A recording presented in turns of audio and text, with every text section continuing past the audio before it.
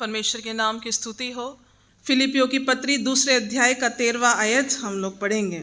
क्योंकि परमेश्वर ही है जिसने अपनी सुइच्छा निमित्त तुम्हारे मन में इच्छा और काम दोनों बातों को करने का प्रभाव डाला है।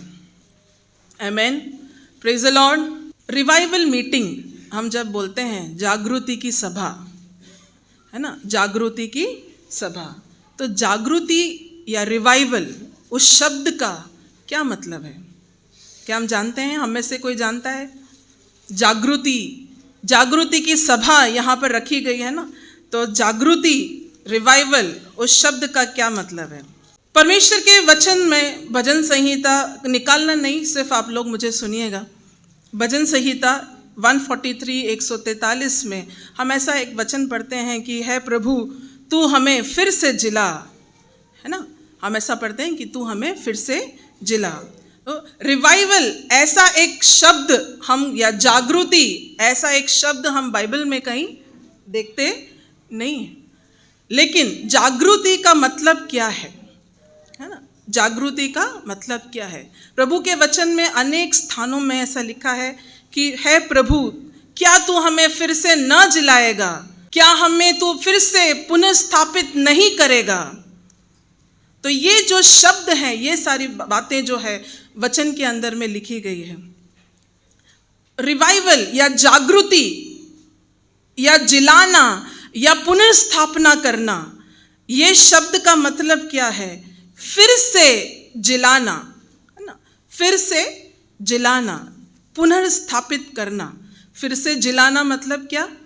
कि एक ऐसा एक अवस्था जहां पर कोई मर चुका है। जीवित हम किसको करते हैं, है ना, जीवित किसको करते हैं? जो जिंदा है हम उसको बोलेंगे कि इसको फिर से जिला, ऐसा कोई बोलेगा? नहीं बोलेगा। तो फिर से जिला, इसका मतलब जिलाना किसको है? जो मर चुका है। पुनर्स्थापित करना मतलब क्या? उसका मतलब यह है कि एक समय में जिस तरह का एक बातें थी, आत्मिकता में हमारी बातें हो या किसी भी प्रकार की जो बातें थी, उस स्थान से कहीं ना कहीं वो भटक चुका है ना, और उसको फिर से उसी स्थान पे क्या करना है? स्थापित करना है। तो पुनर्स्थापित करना है ना। तो जिलाना है, क्या तू हमें फिर से ना जिलाएगा? क्या हमारा फिर से पुनर्स्थापना नहीं होगा, है ना? तो ये जो है जागृति हम जब कहते हैं, तो ये सारी बातें जो है हमारे मन में वो आनी चाहिए। तो परमेश्वर के वचन में ऐसी कौन सी जागृति के बारे में जो है लिखा गया है, या फिर से जिलाने की बातों को लिखा गया है, या फिर से जो पुनर्स्थापित करने वाली बातों को लिखा गया है? पुराने नियम और नए नियम दोनों के अंदर में अगर हम देखते हैं तो पुराने नियम में मूसा के समय में क्या हुआ? इजरायली लोग गुलामी में थे, है ना, इजरायली लोग गुलामी में थे, मिस्र की गुलामी में थे, कई सालों से वो लोग गुलामी में थे। और परमेश्वर ने क्या किया? मूसा को वहां पर खड़ा किया, मूसा को खड़ा किया और उसको मिस्र देश में भेजा। क्यों भेजा? ताकि वो अपने लोगों को वहां से लौटा कर लेकर आए। और उन्होंने कई तरह के जो है चमत्कार को अपने जीवन में देखा। इजरायलियों ने कई तरह के चमत्कार को जो है अपने जीवन में देखा। लाल समंदर को पार किया, 2 भाग में विभाजित हो गया, और वो पांव उतरे, वहां से जो है उन्होंने इसको सफर को तय किया। उसके बावजूद भी क्या हुआ कि परमेश्वर से वो लोग भटक गए। क्या किया? परमेश्वर से वो लोग भटक गए। और उसके बाद क्या होता है कि जब मूसा परमेश्वर के संग समय को बिताने गया, उस समय वो लोग क्या करते हैं? वहाँ पर एक जो है बैल के आकार का जो एक मूर्ति बनाकर जो इसको उसकी पूजा करना शुरू कर देते हैं। और फिर मूसा वहाँ ऊपर से नीचे आता है और परमेश्वर ने जो वचन उसको दिया है, जो तख्तियों में लिखी हुई थी, वो सारी बातों को फेंकता है। और वहाँ पर हम देखते हैं कि जो एक प्रकार का एक स्थापना, एक नई बातें वहाँ से होती है कि परमेश्वर के पीछे होने के लिए वहाँ पर लेवी गोत्र को चुना जाता है। और ऐसा एक नया ट्रांसफॉर्मेशन, एक बदलाव जो है वहाँ पर हम लोग देखते हैं। चलते हैं एक और दूसरी एक इंसिडेंट की तरफ, निनेवे के शहर में। निनेवे के शहर में क्या हुआ? निनेवे के शहर में परमेश्वर जोना को भेजते हैं। क्यों भेजते हैं? क्योंकि निनेवे का नगर में क्या हुआ? निनेवे के नगर में लोग जो है पापी हो गए। उन्होंने परमेश्वर के वाणी को नहीं सुना, जो भी परमेश्वर ने बोला उस बात को उन्होंने नकारा, वो नहीं किया। और परमेश्वर किसको भेजते हैं वहाँ पर? जोना को भेजते हैं। और वहाँ के लोग क्या करते हैं? जब उनको ये पता चलता है कि परमेश्वर ने जो है जोना को इसीलिए भेजा है क्योंकि परमेश्वर का क्रोध हम पर आने वाला है, तो वो लोग क्या करते हैं?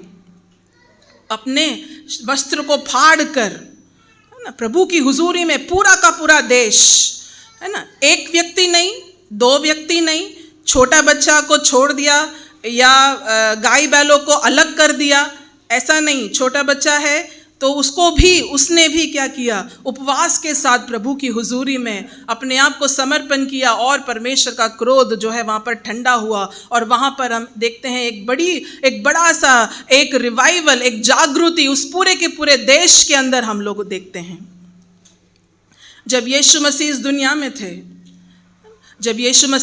में थे, उस समय क्या हुआ? उस समय यीशु मसीह ने अपने जो है यीशु मसीह जब जहाँ गया उन्होंने क्या किया? चमत्कार को किया, है ना, चमत्कार किए। मर गए थे वो लोग जिंदा हुए, जो लंगड़े थे वो चलने लगे, जो अंधे थे वो देखने लगे, जो मूंगे थे वो बोलने लगे। तो एक जो है ऐसा एक बड़ा जो जागृति जो है उस समय के लोगों के मध्य में जो हुआ। पौलुस की जिंदगी में क्या हुआ?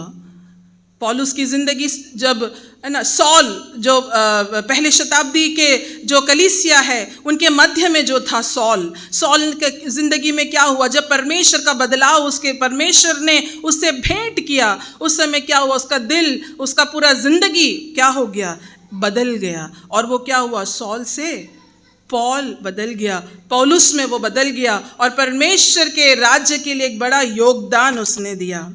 पहले शताब्दी की कलीसिया में देखते हैं कि एक बड़ी 120 जन का जो लोग हैं वो लोग एकत्रित होते हैं एक जगह पे और परमेश्वर का आत्मा उनके मध्य में बरसता है और वो लोग आत्मा में भर जाते हैं। और जो भी प्रकार का डर उनके मध्य में था, वो जो डर के भीतर बैठे थे, वो डर को वो तोड़कर बाहर निकलते हैं और परमेश्वर के और यीशु मसीह जो क्रूसित हुआ और जो जी उठा, उस जी उठे मसीह का जो प्रचार वो लोग करने लगते हैं। आप लोग सोच रहे होंगे कि ये सब मैं क्यों बोल रही हूँ? मैं इसीलिए बोल रही हूँ कि जागृति या पुनर्स्थापना वो किसी एक व्यक्ति के लिए, जैसे कि पौलुस, एक पूरे कलीसिया के लिए जैसे कि पहले शताब्दी की कलीसिया, या फिर एक देश के लिए जैसे कि निनेवे का देश, ऐसे किसी एक जो है इसके लिए सीमित नहीं है। एक व्यक्तिगत तौर से सिर्फ व्यक्तियों के लिए ही जागृति है ऐसा नहीं है, या एक कलीसिया के लिए ही जागृति है ऐसा नहीं है, या फिर एक पर्टिकुलर देश के लिए जागृति ऐसा नहीं है। लेकिन जागृति क्या है? जागृति वो है जो एक व्यक्ति के जिंदगी से शुरू होती है, एक व्यक्ति के जिंदगी में शुरू होती है और वो फैलती चली जाती है और पूरे देश को बदल देती है। कैसे? आइए हम देखते हैं, गिदियोन की जिंदगी से हम लोग देखते हैं। न्यायों का किताब उसका 6वां अध्याय उसका 12वां आयत में लिखा है कि उसको यहोवा के दूत ने दर्शन देकर कहा कि हे शूरवीर सुरमा, यहोवा तेरे संग है। अच्छा, जागृति की क्यों ज़रूरत है? जागृति की क्यों ज़रूरत है? हमें जानना बहुत ज़्यादा ज़रूरी है। क्यों जागृति की ज़रूरत है? मैंने बताया कि जागृति क्या है ना, जागृति की क्यों ज़रूरत है। उसके लिए हमें ये जानना है कि हम कौन हैं, है ना, हम कौन हैं वो जानना ज़रूरी है। तो एक बात जो हमें समझना है वो ये है, गिदयोन की किताब में हम जब जिस तरह से देखते हैं कि यहाँ पर गिदयोन जो है वो मिद्यानी लोग जो है इजराइलियों को यहाँ पर बहुत ज़्यादा परेशान करने लगे थे। आप लोग सब मेरे संग हैं, ऐसा मेरा विश्वास है, ठीक है।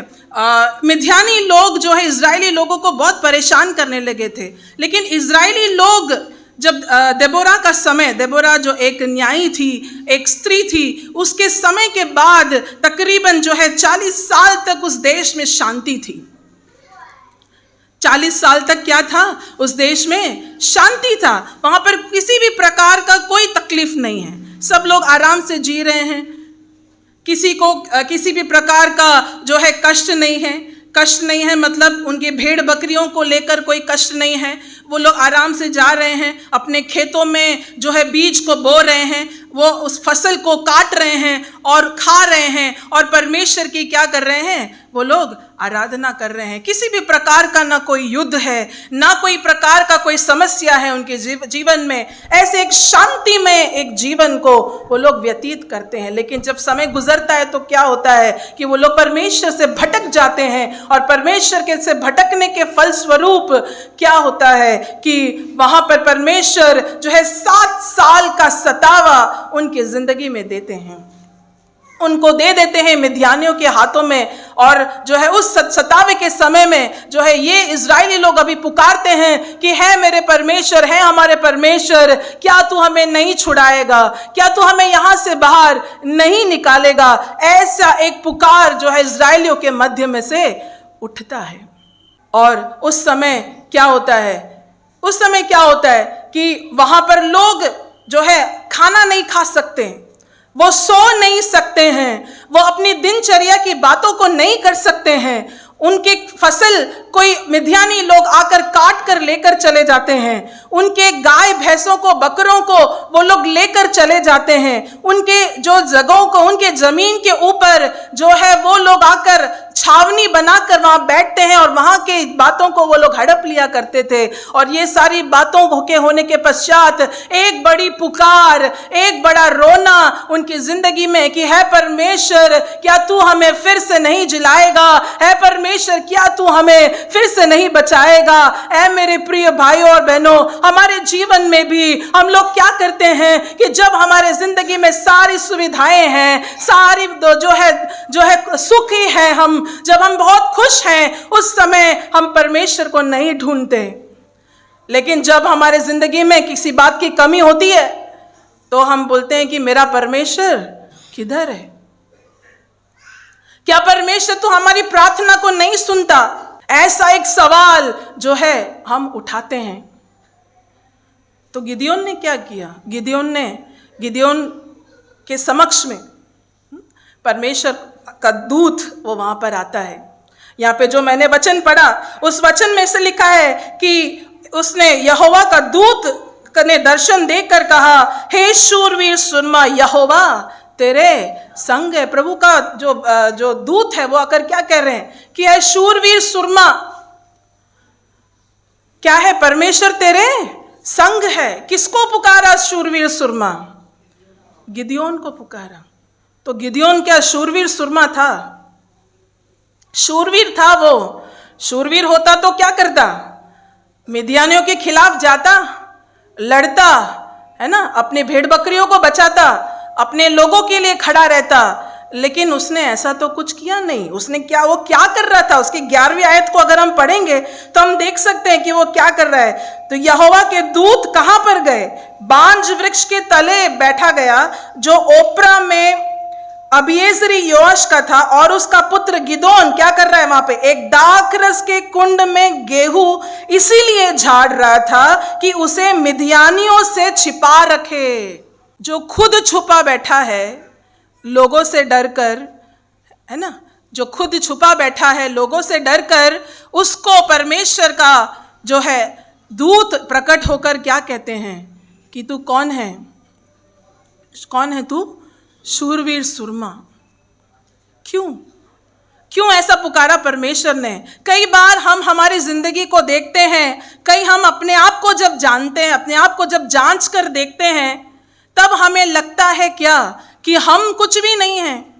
हम कौन होते हैं, हमारे वजह से क्या हो जाएगा, हम क्या कर लेंगे, हम क्या क्या उखाड़ लेंगे। लोग जब हमें देखते हैं तब कहते हैं कि इसमें तो कुछ भी नहीं है, ये क्या कर लेगा, इसके अंदर कोई भी जो प्रतिभाएं नहीं है, ये सक्षम नहीं है, ये कुछ नहीं कर सकता, ये किसी भी काम का नहीं है ना। लेकिन परमेश्वर हमें कैसे देखता है, परमेश्वर का दूत यहाँ पे उसको कैसे पुकारता है, शूरवीर, सुरमा। क्यों? क्योंकि परमेश्वर हमें कैसे देखता है, परमेश्वर हमें हमारे नजरिए से नहीं देखता, परमेश्वर हमें दूसरे जो कहते हैं उस नजरिए से नहीं देखता, लेकिन परमेश्वर ने हमें किसके लिए बुलाया है उस बुलाहट की नजर से वो देखता है। आमीन, प्रेज द लॉर्ड। परमेश्वर ने हमें एक बुलाहट रखा है हम सबके लिए, प्रेज द लॉर्ड। हम यहाँ पर सुबह सुबह यहाँ पर उठकर आए हैं। क्यों आए हैं? क्योंकि संडे है और परमेश्वर की हुजूरी में हमें आराधना करना है। क्यों आराधना करना है? हर इतवार को जाते हैं, हर इतवार को यहाँ पर गाना बजाया जाता है, हर इतवार को हमें ताली बजाकर गाना होता है, क्योंकि पास्टर साहब कहते हैं, इसीलिए हम आते हैं। क्या हमारा जीवन ये है? क्या हम अपनी उस बुलाहट को पहचान पा रहे हैं कि हम क्यों इस दुनिया में भेजे गए हैं? जो फिलिपियों की पत्री में हमने यहाँ पर पढ़ा कि परमेश्वर की इच्छा, परमेश्वर की योजना वो हमारे जीवन में है। इस संसार के अंदर यदि हमने जन्म लिया है तो उसके पीछे परमेश्वर की एक योजना है, परमेश्वर का एक बुलाहट है। Praise the Lord. और हम में से यदि कोई भी उस बात को नहीं समझते हैं या नहीं जानते हैं कि परमेश्वर ने मुझे क्यों बुलाया है, और गिदियोन के समान छुपे बैठे हैं शत्रुओं से, शैतान से डरकर, हमारे जीवन में आने वाले हर एक परेशानियों से डरकर कि हाय अब क्या होगा, कि मेरे जिंदगी में मैं कैसे आगे बढ़ूंगा, या ये चीजें मैं कैसे करूंगा, या मेरी आत्मिकता में मैं कैसे बढ़ूंगा, मैं कैसे परमेश्वर के लिए मैं काम करूंगा, ये सारी बातों को सोचकर अगर आप डर कर, लोगों की तानों को सुनकर, लोगों की 10 बातों को सुनकर यदि आप छुप कर बैठे हैं, तो एक बात समझ लें कि परमेश्वर के नजर में आप कौन हो।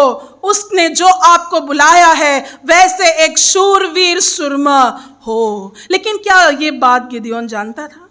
Praise the lord, hallelujah. स्वर्गदूत तो उतर के आया, उन्होंने तो कह दिया कि तू शूरवीर सुरमा है, लेकिन क्या गिदियोन जानता था कि उसकी बुलाहट क्या है? गिदियोन नहीं जानता है इस समय में कि उसकी बुलाहट क्या है। और जो है उसके साथ में क्या कहता है, प्रभु का जो दूत है वो कहता है, शूरवीर सुरमा, यहोवा तेरे संग है, यहोवा तेरे संग है। तो गिदियोन बहुत खुश हो गया। क्या? हाँ, परमेश्वर मेरे संग है, सेनाओं का यहोवा मेरे संग है, तो अब मुझे किसी बात की चिंता नहीं। क्या गिदियोन ने ऐसा कहा? नहीं, गिदियोन ने ऐसा नहीं कहा। गिदियोन ने क्या कहा? देखो मैं नीचे पढ़कर बताती हूँ। गिदियोन ने उससे कहा है, मेरे प्रभु मेरी विनती सुन, यदि यहोवा हमारे संग होता तो हम पर ये सब विपत्ति क्यों पड़ती? क्या आज हम भी ऐसे सवाल करते हैं प्रभु से, हमारे परेशानियों के बीच में, है ना, हमारे उलझनों के बीच में, जब हम नहीं जानते कि ये सारी बातें मेरी जिंदगी में क्यों हो रही है, और जब हम यहाँ पर आते हैं, प्रभु के दास हमें कहते हैं कि परमेश्वर तुम्हारे संग है, परमेश्वर का वचन कहता है कि परमेश्वर तुम्हारे संग है। जहां जहां जाते हैं परमेश्वर की आत्मा हमें ये याद दिलाती है कि परमेश्वर हमारे संग है, लेकिन हमारे दिल के भीतर के अंदर ये सवाल क्या बार बार उठता है कि यदि परमेश्वर मेरे संग होता तो ऐसी विपत्ति, ऐसी बातें, ऐसी घटनाएं जो है, ऐसा एक निंदा, ऐसा एक जो तड़प मेरे जिंदगी में क्यों है। लेकिन एक बात मैं बताना चाहती हूं कि इतनी मिद्यानियों के तरफ से जितना भी बड़ा सतावा है, गिदियोन के जिंदगी का जो बुलाहट है, उस बात को उभर कर लेकर आता है परमेश्वर उसकी जिंदगी में कि ये सारी बातों से तेरे लोगों को वहां से छुड़ाने का एक बड़ा बुलाहट परमेश्वर ने तेरे जिंदगी में दिया है। Praise the Lord, praise the Lord. हम में से क्या कोई, आप में से या मैं, कोई भी, क्या हमें ऐसा लगता है कि मेरे अंदर तो कोई बुलाहट हो ही नहीं सकता? है ऐसा कोई सोचता है मैं तो ऐसे ही कोइंसिडेंस पैदा हो गया? ऐसा कोई है? नहीं। हमारा इस जिंदगी में जन्म लेना कोई इत्तेफाक नहीं है। परमेश्वर की योजना है कि हम इस संसार में हैं, और जैसे मैंने बताया कि परमेश्वर का एक बुलाहट है, उस बुलाहट की ओर हमें पुनर्स्थापना की याचना आज परमेश्वर की हुजूरी में रखने हैं कि परमेश्वर मेरी आत्मिकता में तू मुझे जिला दे, मुझे बता दे कि मेरी बुलाहट क्या है, क्यों तूने मुझे संसार में भेजा है, और मुझे फिर से आत्मा में जिला दे। Praise the lord, hallelujah. कितने लोग आज इस बात को परमेश्वर की हुजूरी में कहने को तैयार होंगे कि प्रभु जो बुलाहट तूने मेरे लिए रखा है, इस संसार में जिस बात को करने के लिए तूने मुझे भेजा है, प्रभु आज दिन तक मैं डरा, आज दिन तक मैं पीछे हटा, लोगों की बातों को सुनकर मैं पीछे मुड़ गया, लेकिन नहीं प्रभु, अब से जो तू कहेगा उस बात को मैं करने के लिए तैयार हूं। कितने लोग हम में से जो कहने के लिए जो तैयार होंगे? इस सवाल का परमेश्वर के जो दूत है उन्होंने क्या उत्तर दिया? उन्होंने कुछ उत्तर दिया? नहीं उत्तर दिया। उन्होंने क्या बोला? जो शक्ति तेरे पास है, जो सामर्थ तेरे पास है, उस सामर्थ को लेकर तू जा और तू क्या करेगा? इजराइलियों को मिद्यानियों के हाथ से छुड़ाएगा। क्या मैंने तुझे नहीं भेजा? वहां पर परमेश्वर ने कोई क्लैरिफिकेशन नहीं दिया कि भाई तू क्या कर रहा है, तू ऐसा क्यों सोच रहा है। नहीं, परमेश्वर ने क्या बोला? तेरे पास अभी जो सामर्थ है उसको लेकर तू जा। हम कई बार ऐसा सोचते हैं कि ये काम को करने के लिए, या जो काम मुझे दिया गया है उस काम को करने के लिए मेरे अंदर पर्याप्त प्रतिभाएं नहीं हैं, मैं नहीं कर पाऊंगा, इस बात को मैं आगे नहीं ले जा सकता। वो शायद आपके ऑफिस में हो सकता है, या बच्चे जो अपने स्कूल में पढ़ते हैं उनके असाइनमेंट्स हो सकते हैं, या एग्जाम हो सकता है, या अपने करियर को लेके आप चिंतित हो सकते हैं कि मैं अपने करियर में कैसे उज्जवल रहूंगा। लेकिन परमेश्वर क्या कहता है कि मेरी एक योजना है, और उस एक बुलाहट है, और उस बुलाहट में क्या करना है? हमें अपने आप को वापस आज लेकर आना है। Praise the lord, hallelujah. और परमेश्वर यहाँ पे क्या कहता है? ये जो यहोवा उसे क्या कहता है कि मैं निश्चय तेरे संग रहूंगा। और फिर क्या होता है कि एक परमेश्वर उसको बुलाने के बाद क्या होता है? वहां पर मिद्यानियों के साथ का एक युद्ध, और उसमें कौन विजयी होता है? कौन विजयी होता है? गिदयोन विजयी होता है। और पूरी तरह से क्या होता है? वहां पर इज़राइली लोग को वो छुड़ाता है मिद्यानियों के हाथ से। कई बार जो हमारे परेशानियां हैं, हम जो सोचते हैं कि परमेश्वर ये क्यों है, वो इसलिए होता है ताकि हम समझ सके कि परमेश्वर की बुलाहट मेरी जिंदगी में क्या है। उसका बुलाहट, उसके प्रेम को, उसकी राह में वो हमें वापस लेकर आता है। वो गिदयोन जो कई सवाल उसने किए, क्या किए? कैसे सवाल किए कि हमारे पुरखों के संग तो तूने क्या क्या किया था, कैसे कैसे जो है चमत्कार उनके जीवन में किया था, लाल समंदर वो उन्होंने पार किया, ये किया वो किया, लेकिन मेरे साथ ऐसा क्यों? ऐसे सारे सवाल को जो है कहने के बाद वो देखता है, उसकी बुलाहट वो नहीं जानता था, लेकिन ये सारे परेशानियों के बीच में उसने अपनी बुलाहट को समझा, और अब जो बुलाहट था उस बुलाहट को पूरा किया, और अपने लोगों को जो है मिद्यानियों के हाथ से वो वहां पर उनको बचा लेता है। तो ये फिर से हम जो पुनर्स्थापित करने की बात कर रहे हैं, फिर से जिलाने की बात कर रहे हैं, हम क्यों ये ज़रूरत है? मैंने क्या बताया शुरुआत में? ऐसे बताया कि पुनर्स्थापना या फिर से जिलाना या रिवाइवल कहाँ से शुरू होता है? एक व्यक्ति के जीवन से शुरू होता है। फिर मैंने कहा कि ये कहाँ जाता है? वो बढ़ते बढ़ते उसके आसपास के लोगों तक पहुंचता है, और पूरे के पूरे देश में क्या करता है? एक प्रभाव को डालता है। अभी हमने जो देखा वो हमने देखा कि गिदयोन की जिंदगी में एक बड़ा सा एक रूपांतर, बड़ा सा एक ट्रांसफॉर्मेशन, जब परमेश्वर उससे बात करते हैं तब उसकी बुलाहट को वो समझता है और एक बड़ा बदलाव जो वो लेकर आता है वो हमने देखा। उसके बाद में क्या, बुलाहट को जान लिया, उसके बाद क्या, क्या सीधा वो चला गया मिद्यानियों के पास और लड़ने के लिए चला गया क्या?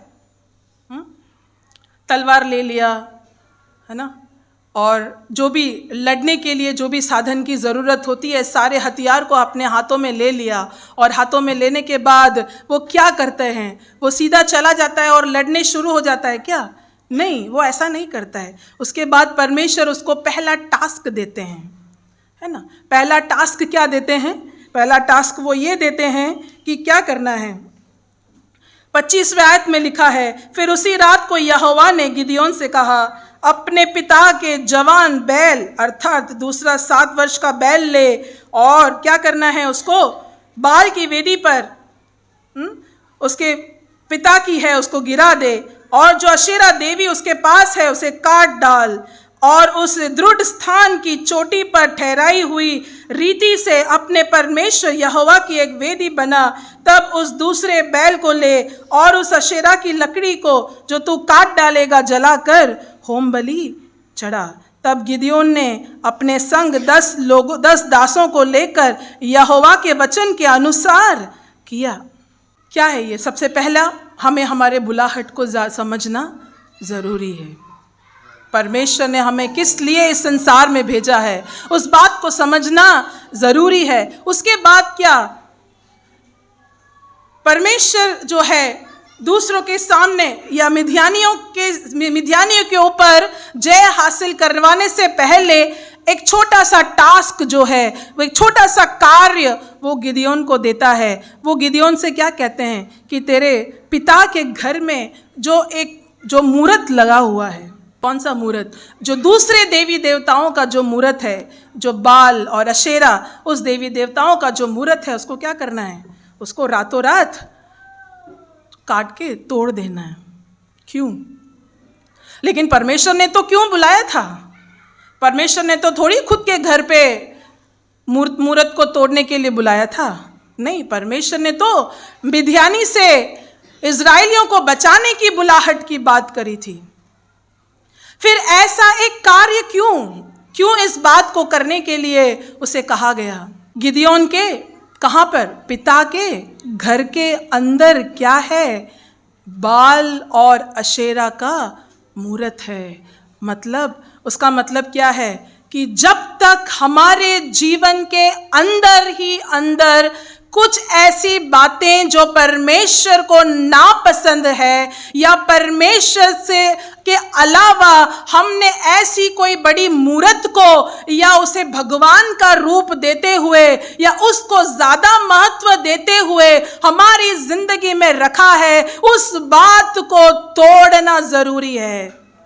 आमेन, प्रेज द लॉर्ड। परमेश्वर का बुलाहट होना काफी नहीं है। परमेश्वर का बुलाहट हम सब के ऊपर है, वो सच है और परमेश्वर उसके हिसाब से उसको पूरा भी करेगा। लेकिन उस बात तक पहुंचने के लिए क्या करना है गिदोन अपने घर के अंदर, अपने पिता के घर के अंदर जो बड़ी मूरत बना के रखी है, उस मूरत को क्या करना है? उसको तोड़ डालना है। हमें भी हमारे जीवन में अगर हम जानते हैं हमारी बुलाहट क्या है या नहीं, तो आने वाले दिनों में हम जब प्रभु की हुजूरी में बैठेंगे और परमेश्वर से जानेंगे कि हमारी जो है बुलाहट क्या है, सबसे पहली बात हमारे जिंदगी के अंदर एक बड़ा समर्पण होना है। हमारे जीवनों में जो है हमने जिन बातों को ज्यादा महत्व दे दिया है, वो शायद हमारे पढ़ाई भी हो सकती है, हमारा करियर हो सकता है, हमारा कुछ रिश्ते हो सकते हैं, वो रिश्ते या हमारे बच्चे भी हो सकते हैं, किसी भी प्रकार का कोई रिश्ता भी हो सकता है।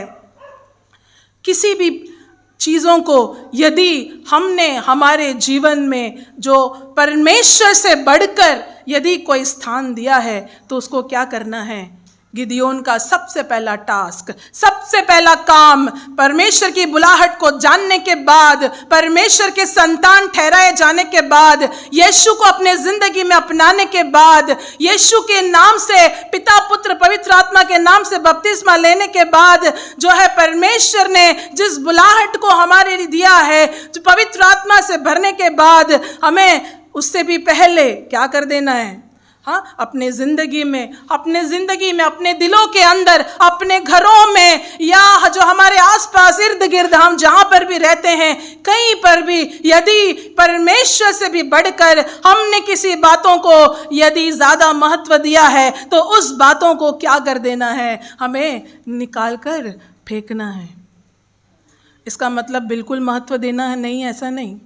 रोजिंदा जिंदगी में हमें जो चाहिए, तो इसका मतलब अब हम स्कूल जाना छोड़ देंगे, ऐसा नहीं।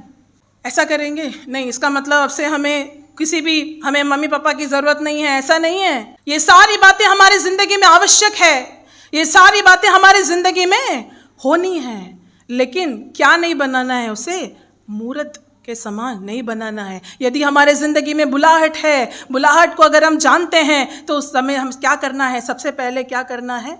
अपने अंदर परमेश्वर को सबसे ज़्यादा महत्व परमेश्वर को देना है, और उसके खिलाफ रहने वाली सारी बातों को क्या कर देना है? उसको, जैसे गिदियोन से कहा गया, उसको क्या किया? उसको तोड़कर गिरा दिया गया। और जब उसने उस बात को तोड़कर गिराया, उसके बाद परमेश्वर उससे कहते हैं कि अब अगला मिद्यानी के साथ लड़ने के लिए तुझे क्या करना है? मतलब जब तक हम अपने आप से लड़कर नहीं जीतेंगे, जब तक हमारे मनों के अंदर जो बातें हैं, जो प्रभु के खिलाफ है, वो सारी बातों के ऊपर हम जीत को हासिल नहीं करेंगे, तो हम संसार को कभी जीत नहीं पाएंगे। यदि संसार को जीतना है तो क्या करना है? पहले हमारे अंदर जो अंधकार की बातें हैं, जो गलत चीज़ें हैं, हाँ, वो गलत हैबिट भी हो सकता है ना, हम रोजिंदा ज़िंदगी में ऐसी कुछ बातें करते हैं होंगे जो प्रभु नहीं चाहता है, उस बात से प्रभु घृणा करता है। वो सारी बातें, उन सब के ऊपर हमको क्या करना है? सबसे पहले जय को हासिल करना है। तभी जो बुलाहट के लिए हमें बुलाया गया है, उस बुलाहट पर हम क्या करेंगे? फिर से प्रभु हमें क्या करेगा? वो लौटा कर लेकर आएगा, हमें फिर से वो पुनर्स्थापित कर पाएगा। जब तक हम उन बातों को नहीं करेंगे, तब तक क्या नहीं हो सकता? कुछ नहीं हो सकता। उसके बाद परमेश्वर से बताते हैं कि क्या क्या करना है, कैसे कैसे लोगों को जो है, हाँ, सैनिकों में लेना है, कितने लोग जाएंगे लड़ने के लिए, और किस प्रकार का हथियार का इस्तेमाल करना है। और उसके बाद हम देखते हैं कि जो बातें परमेश्वर ने कही गई कि कितने लोगों को ले जाना है, उसमें से कितने लोगों को निकाल देना है, और जो है क्या क्या वस्तुओं को लेकर जाना है। हथियारों में क्या? तलवार लेने के लिए कहा? नहीं, तलवार नहीं लेना है, लेकिन क्या करना है? मटका लेना है, जो मशाल लेना है ना, ये सारी बातों को लेकर जाने के लिए कहा। और वैसे ही क्या किया? गिदियोन ने क्या किया? उसको वैसे ही किया, उसने कुछ अपना नहीं किया। परमेश्वर आपको क्या पता, हाँ, युद्ध लड़ने के लिए तो हथियार की ज़रूरत होती है, तलवार की ज़रूरत होती है प्रभु। हाँ, कई बार हम अपनी बुद्धि से सोचते हैं, अपनी बुद्धि से बातों को सोचते हैं कि हाँ, ये ऐसे कर लेते हैं, ये ऐसा कर लेते हैं, तो ये ऐसा हो जाएगा। लेकिन कई बार प्रभु क्या चाहता है कि हम वो बातों को करें उसके राज्य के लिए। जब उसके राज्य की बातों को करना है, तो हमें उस बातों को उस तरह से करना है जैसा परमेश्वर हमसे कहता है। और हम क्या करते हैं?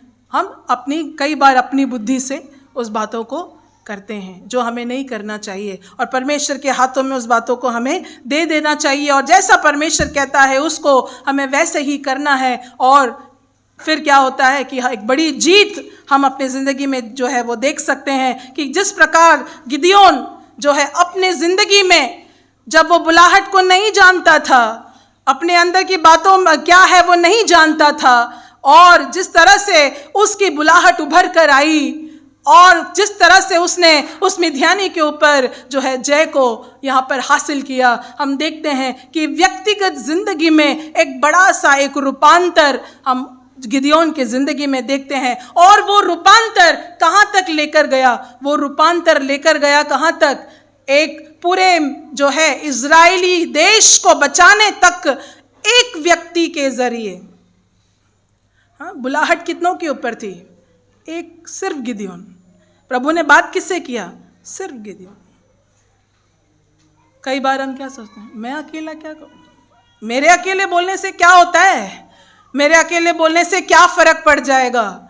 ऑफिस में हो सकता है, या आप जिस जगह पे जॉब करते हैं उस जगह में अपन बोलने से क्या होने वाला? लेकिन हम अपने आप को जो है थोड़ा भी कम करके ना सोचें। हम परमेश्वर के संतान हैं। हमारे मुंह से निकलने वाली बातें क्या है? वो महत्वपूर्ण है। एक व्यक्ति काफी है, एक व्यक्ति का बुलाहट काफी है, एक व्यक्ति का समर्पण काफी है। अगर हम भी परमेश्वर के हुजूरी में, हम जो परमेश्वर के संतान कहलाते हैं, जो उसका वो बड़ा बुलाहट हमारे ऊपर है, तो क्या है? हम पवित्र आत्मा के जरिए हम कुछ भी कर सकते हैं। और वो एक जो बात एक व्यक्ति से लेकर वो पूरा कहाँ, पूरे देश को उसने क्या किया? एक व्यक्ति ने क्या किया? बचाया। वो कैसे हो सकता है? परमेश्वर ने क्या किया? उसके ज़िंदगी को यहाँ पर वो बदल दिया। तो कैसे ही हम जो है, मैंने बताया कि जो हमें क्या करना है कि हम जो रिवाइवल मीटिंग यहाँ पर जो हो रहा है, हाँ, पुनर्स्थापना की बात हो रही है। हम प्रभु से मांग रहे हैं कि प्रभु हमें तो फिर से जिला। क्यों जिलाना है? कि क्योंकि परमेश्वर ने जो योजना हमारे ज़िंदगी में रखी है, उस बात की ओर हमें क्या करना है? फिर से वापस लौटना है। तो हम कैसे लौटेंगे? हम कैसे जो है वापस उसमें आ सकते हैं? पवित्र आत्मा के जरिए। कैसे हम वापस आएंगे? क्या हमारी शक्ति से संभव है? क्या हमारी बुद्धि से संभव है? हाँ, नहीं संभव है। हम कैसे वापस आएंगे? पवित्र आत्मा के जरिए। क्या प्रभु तो हमें फिर से ना जिलाएगा? जिलाना मतलब क्या? मैंने कहा जो मर गया है, हम क्या करते हैं? उसे जिलाने की बात होती है। तो जब हम देखते हैं पवित्र आत्मा जो है लाजरस की ज़िंदगी में, हम जब देखते हैं लाजरस की ज़िंदगी में क्या हुआ, उस कहानी को हम सब जानते हैं। यहाँ पर कोई है जिसको लाजरस की कहानी नहीं पता? हम सब जानते हैं ना लाजरस की ज़िंदगी में क्या हुआ। यीशु ने क्या किया लाजरस की ज़िंदगी में? लाजरस को मर के क्या हुआ? 4 दिन हो गए, और 4 दिन होने के बाद उसको कहाँ रखा गया? हाँ, कहाँ रखा था उसको? कब्र में रखा। कब्र में रखने के बाद फिर क्या हुआ? यीशु तुरंत आ गए? नहीं, यीशु मसीह चौथे दिन आए, है ना। और वहाँ पर क्या हुआ? वहाँ पर हम क्या देखते हैं? एक बड़ा, एक है ना, जो मरा हुआ व्यक्ति है वो वहाँ पर क्या हो रहा है? वहाँ पर जीवित हो रहा है। कैसे जीवित हुआ? कैसे जीवित हुआ? यीशु ने क्या कहा? यीशु ने कब्र के बाहर खड़े रह के क्या कहा? कि है लाजरस तू बाहर निकला। तो जो पुनरुत्थान की जो सामर्थ है, जो पुनर्स्थापना करने की जो सामर्थ है, वो सामर्थ जिसने यीशु मसीह को जो मर चुका था और क्या किया? उसको तीसरे दिन जी उठाया। वही सामर्थ की ज़रूरत है आज हमारे ज़िंदगी में। यूहन्ना की पत्री 11वें अध्याय का 25 और 26। यीशु ने उससे कहा, पुनरुत्थान और जीवन मैं ही हूँ। जो कोई मुझ पर विश्वास करता है वो यदि मर भी जाए तो भी जिएगा, और जो कोई जीवित रहे और मुझ पर विश्वास करता है वो अनंतकाल तक न मरेगा। क्या तू इस बात पर विश्वास करती है? आमीन। Praise the Lord, praise the Lord. छोटा सा एक जो कहानी जो मुझे याद आ रहा है इस समय में, हाँ, यहाँ पे एक पति और एक पत्नी जो है अपने परिवार के साथ वो लोग यरूशलेम के सफ़र के लिए निकलते हैं। जब वो लोग वहाँ पर घूमने के लिए जाते हैं, और उस समय क्या होता है, जो सास है वो वहाँ पर मर जाती है। उसका देहांत वहाँ पर हो जाता है। तो जब वहाँ पर देहांत हो जाता है तो क्या होता है? सब लोग कहते हैं कि इसको यहीं पर दफना देते हैं। तो वहाँ पर लोग ने कि वो जो पति पत्नी है, जो पति पत्नी नहीं, वो जो पति है, वो पति उस तरह से कहता है कि नहीं नहीं, यहाँ पर उसको दफनाने की ज़रूरत नहीं है। हम लोग क्या करेंगे? इसको फिर से अपने ही वतन को लेकर जाएंगे। क्यों? तो उसका जवाब ऐसा कहा कि एक व्यक्ति था 2000 साल पहले जो यहाँ पर मर चुका था और उसको वहाँ पर गाड़ दिया गया, और उसने क्या किया? वो तीसरे दिन जी उठा। अब इसको यहाँ गाड़ेंगे तो क्या होगा? अगर ये भी जी उठ गई तो क्या करेंगे? तो बस ये कहने की बात, लेकिन क्या है ये? परमेश्वर का आत्मा अगर हमारे अंदर है तो क्या होगा? हम हमेशा क्या करेंगे? जीवित रहेंगे।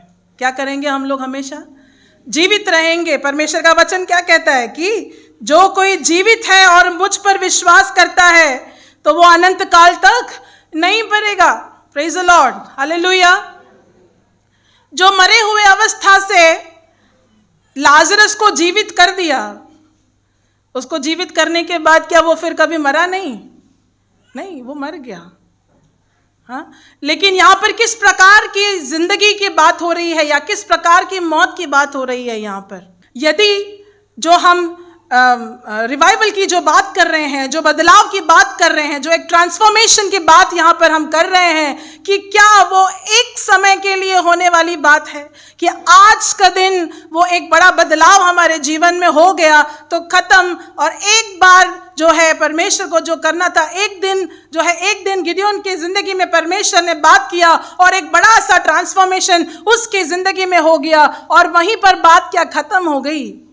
नहीं, वहां पर बात खत्म नहीं हुई। तो क्या गिदियोन को दूसरे दिन वापस से जागृति की जरूरत पड़ी? नहीं।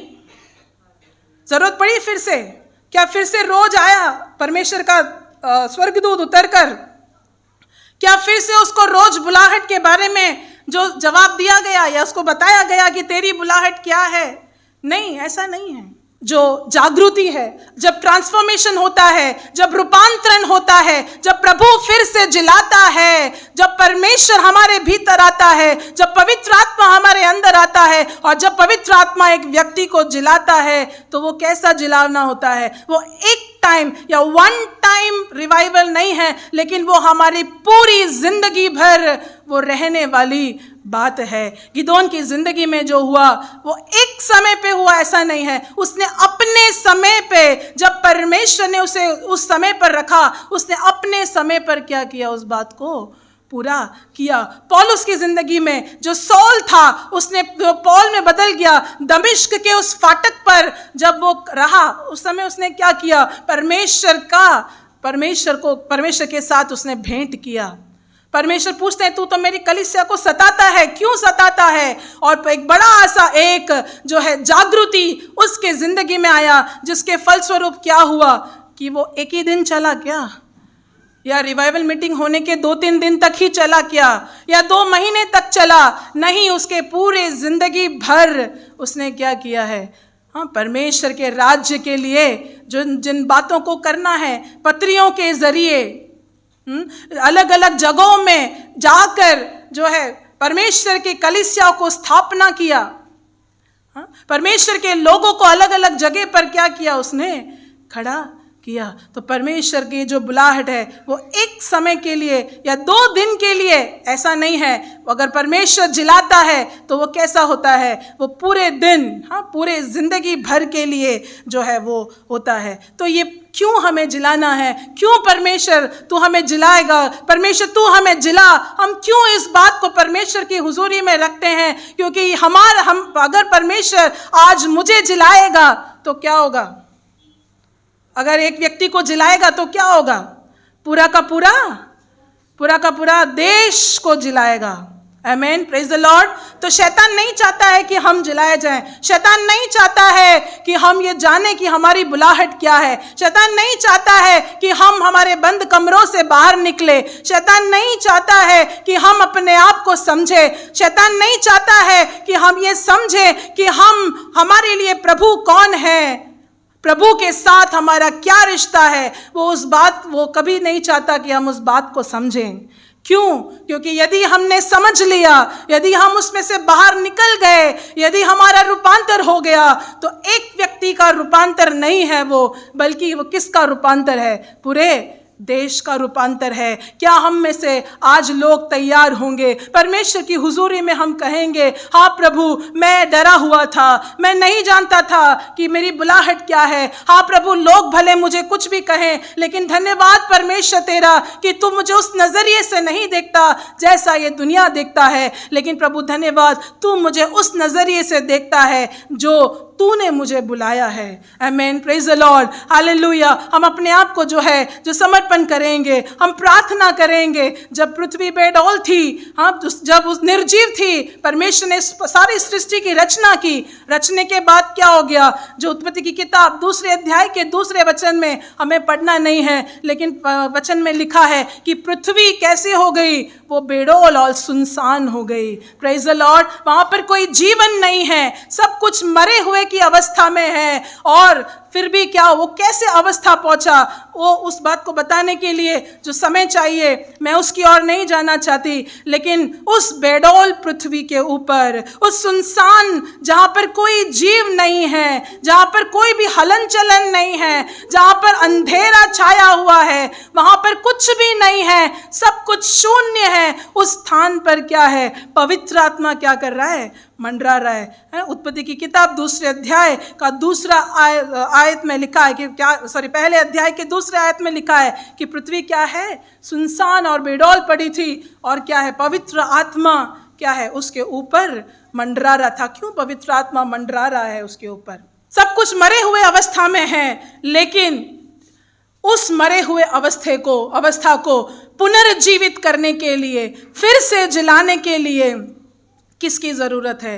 वहाँ पर पवित्र आत्मा की ज़रूरत है। आज हमें अपने ज़िंदगी को परमेश्वर के हाथों में देना है, यीशु मसीह के हाथ में देना है, पवित्र आत्मा के हाथ में देना है। आज हम पवित्र आत्मा से कहें कि ऐ पवित्र आत्मा, हालेलुया, तू हमारे ज़िंदगी में उतर कर आ। ऐ पवित्र आत्मा, हमारी ज़िंदगी को क्या कर, तो फिर से जिला दे। परमेश्वर, तूने जिस बुलाहट को रखा है, उस बुलाहट की ओर हमें वापस लौटा कर लेकर आ। हमें फिर से हमें जो उस जगह पर, जिस स्थान पर तूने आत्मिकता में तूने हमें देखा है, या तू हमें देखना चाहता है, या फिर जिस उद्देश्य से तू हमें संसार में लेकर आया है, उस संसार की उस उद्देश्य पर तू हमें फिर से लौटा कर लेकर आ। 2 तीमुथियों की पत्री 1 अध्याय का 9 और 10 हम लोग पढ़ेंगे। जिसने हमारा उद्धार किया और पवित्र बुलाहट से बुलाया, और ये किसके लिए? हमारे कामों के अनुसार नहीं,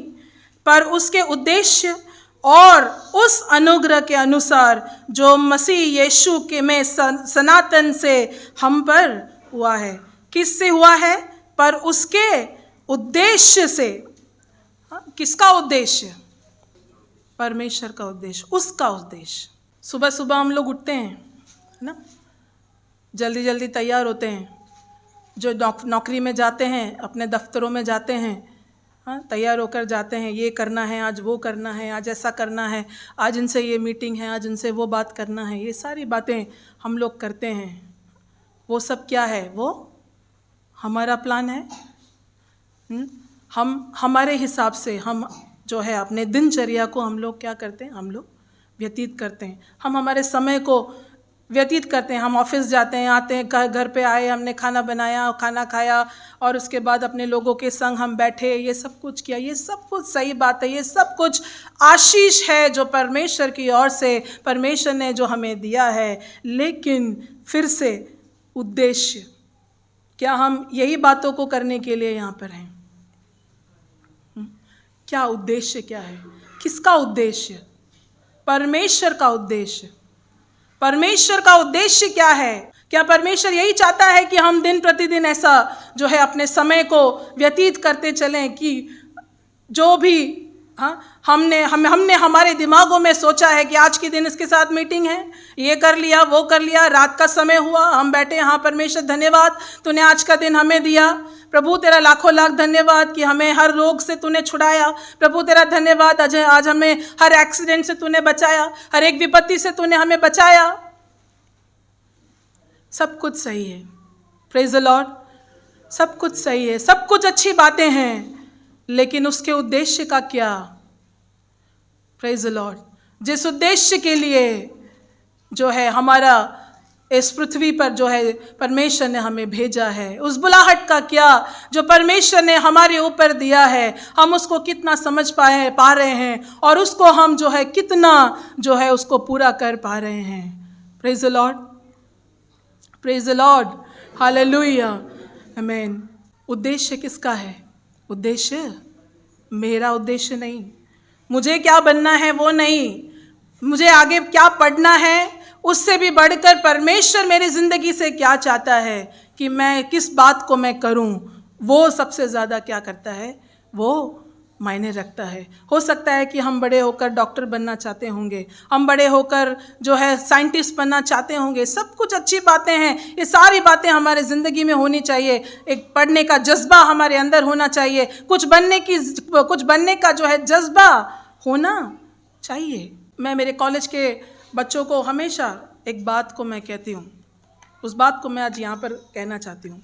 जो छोटे बच्चे हैं उनसे जब पूछा जाता है कि क्या बनोगे बड़े होकर, तो कहते हैं हमें डॉक्टर बनना है ना, हमें साइंटिस्ट बनना है, हमें ये करना है, हमें वो करना है। बहुत अच्छी बात है, अच्छी बात है, ठीक है, डॉक्टर बनना है, ठीक है। चलो अब आज हम गिनती करते हैं।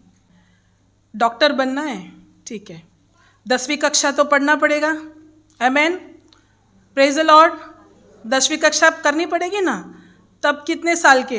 15 साल में 10वीं कक्षा पूरा हो जाता है, हालेलुया, पक्का सबको पता है ना, 15 साल में क्या होता है, 10वीं कक्षा पूरा हो जाता है। फिर उसके बाद क्या, 12वीं करने का कि नहीं, डॉक्टरी के लिए करने का? हाँ, तो 2 साल और कितना उम्र हो गया, 17 हो गया। हमारे ज़िंदगी का उद्देश्य क्या है, डॉक्टर बनना, प्रेज द लॉर्ड, ठीक है, 17 साल हो गया। अभी 5 साल का MBBS, 5 साल का, 17 और 5 कितना, 22, 23, चलो एक साल उसने ड्रॉप ले लिया, मान लो 24 साल रखो, 24, ठीक है।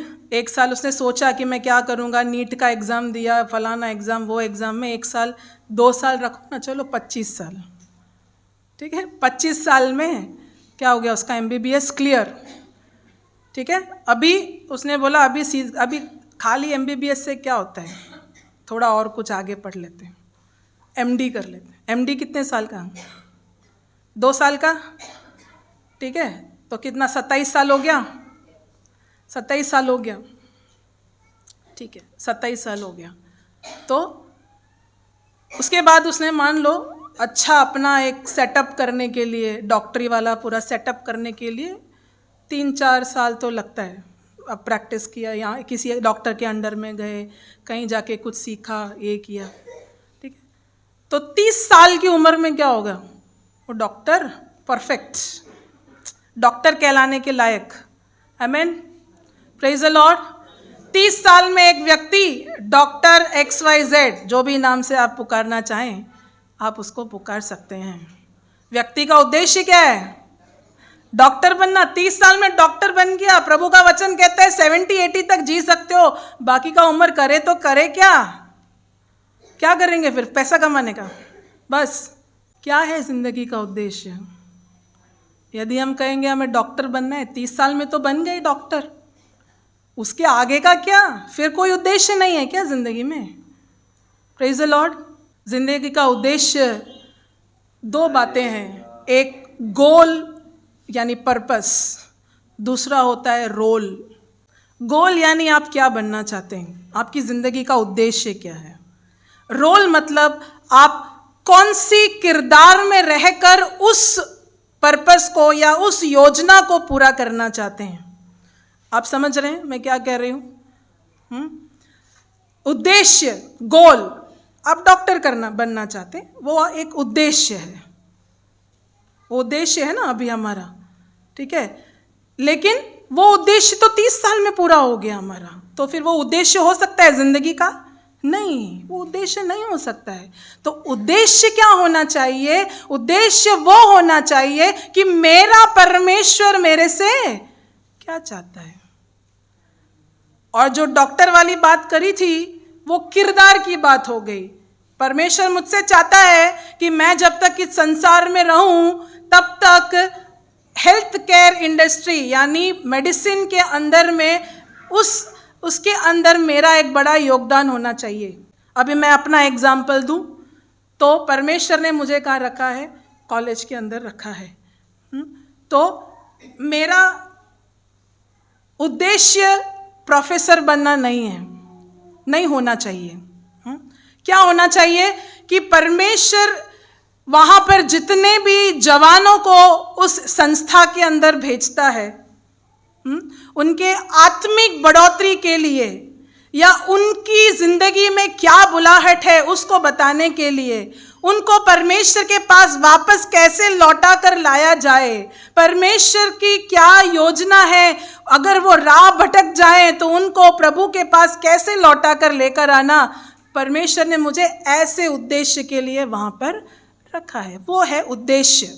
और कौन सी किरदार है, तो किरदार है प्रोफेसर। तो रोल और गोल दोनों अलग अलग मुद्दे हैं। तो हम जब कहते हैं हमें ये बनना है वो बनना है, बहुत अच्छी बात है बनना है, लेकिन वो हमारा उद्देश्य नहीं है। हमें कौन से किरदार में रहकर परमेश्वर का काम करना है, वो परमेश्वर को उसके हाथों में आप दे दो। उससे कहो कि परमेश्वर तूने मुझे किस चीज़ के लिए बुलाया है। गिदयोन नहीं जानता है कि किस चीज़ के लिए बुलाया। वो जानता था क्या कि उसने मिद्यानी के ऊपर जीत हासिल करने के लिए उसे बुलाया गया है। वो एक न्यायी बनेगा, ऐसा एक किरदार उसको मिलेगा। उसने अपनी ज़िंदगी में नहीं जाना उस बात को। आमीन, praise the Lord.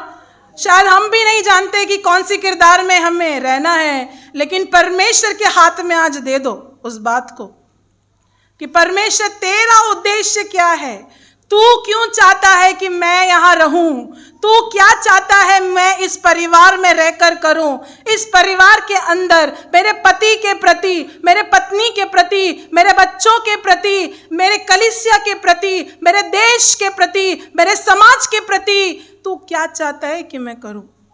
Praise the Lord. और उस बात को मैं कैसे पूरा करूं, उस बात को मैं कौन सी किरदार को निभाते हुए प्रभु मैं पूरा करूं, उस बात को भी तू मुझे बता दे। कई बार बच्चे डॉक्टर नहीं बन पाते, बड़ा दर्द होता है, मेरा तो जिंदगी खत्म हो गया। नहीं, परमेश्वर ने वो किरदार नहीं रखा है आपके लिए। परमेश्वर के पास उससे भी उत्तम किरदार है आपके लिए, जिस किरदार में रहकर आपको परमेश्वर का उद्देश्य को क्या करना है, उसे निभाना है। Praise the lord, hallelujah, praise the Lord, amen, hallelujah. आज जो है हम प्रभु की हुजूरी में जो है हम अपने आप को समर्पण करें। प्रभु तेरी बुलाहट मेरी ज़िंदगी में क्या है, प्रभु तू क्यों चाहता है, तेरा उद्देश्य मेरी ज़िंदगी में क्या है, मैं कौन से किरदार में रहकर जो है तेरी बातों को मैं पूरा करूं। प्रभु मैं जो इस चारों तरफ बंधा हुआ, मैं कैसे इसमें से बाहर निकलूं, कैसे मेरे ज़िंदगी का रूपांतरण होना वो दूसरों के ज़िंदगी का रूपांतरण में वो बदल जाए। अगर आज मेरे ज़िंदगी में एक बदलाव है, वो बदलाव पूरे के पूरे देश के अंदर में वो बदलाव आ सकता है। प्रभु तुम मुझे ऐसे बदल दे। ऐसे जो है आज हम लोग जो है प्रार्थना करेंगे, अपने आप को जो है हम प्रभु की हुजूरी में समर्पण करेंगे। और जैसे हमने यहाँ पर वचन में पढ़ा कि जो रूपांतरण या फिर जो रिवाइवल, जो जागृति, जो पुनर्स्थापित करना, जो फिर से जलाया जाना, वो एक बार का वन टाइम प्रोसेस, ओटीपी नहीं है कि आधे घंटे के लिए रहा, ओटीपी डाला और उसके बाद क्या हो गया, प्रोसेस हो गया और ख़त्म। ऐसा नहीं है, वो ओटीपी नहीं है। वो जिंदगी भर वो बातें, वो बदलाव हमारे जीवन में क्या होना चाहिए, वो बरकरार रहना चाहिए। इजराइलियों को जो है मिस्र देश के गुलामी से जब परमेश्वर लेकर आया, एक बड़ा बदलाव परमेश्वर ने उनको दिया, उनकी ज़िंदगी में दिया। एक बड़ी बुलाहट मूसा को भी परमेश्वर ने दिया। लेकिन क्या हुआ, लेकिन जैसे जैसे समय बीतता गया परमेश्वर ने कई अनुग्रह उनके जीवन में दिया, कई सारी बरकतों को, आशीषों को परमेश्वर ने जो है इजराइलियों के ज़िंदगी में दिया। जब एक बड़ी जो समंदर आया, उस लाल समंदर को दो भाग में परमेश्वर ने करके दिया। जब वो भूखे थे परमेश्वर ने खाना दिया, जो स्वर्गीय मन्ना दिया। जब मांस को खाने की इच्छा आई परमेश्वर ने वो भी दिया। जब पानी चाहिए था तो पानी भी प्रदान किया। सब कुछ देने के बाद भी क्या हुआ? सब कुछ देने के बाद क्या हुआ? क्या वो उस स्थिति, उस गुलामी से बाहर निकल गए? क्या वो बदलाव जो उनकी जिंदगी में आया, जो एक गुलामीपन के अवस्था से जो एक बड़ी आज़ादी की तरफ वो चलकर जा रहे थे, क्या उन्होंने उसको बरकरार रख पाए? नहीं, वो बरकरार उस बात को नहीं रख पाए। उन्होंने फिर से क्या किया? अपने पुराने देश को याद या वतन को याद किया। वचन में ऐसा लिखा है कि उनका वो क्या कहते थे मूसा को, इससे अच्छा तो क्या था? मिस्र था। इससे अच्छा तो क्या था? मिस्र था। हम वहीं पे जो है अच्छा खाना तो मिलता था, हम ऐसा खाते तो थे। आज हम लोग कहाँ पर हैं? आज हम लोग क्या कर रहे हैं?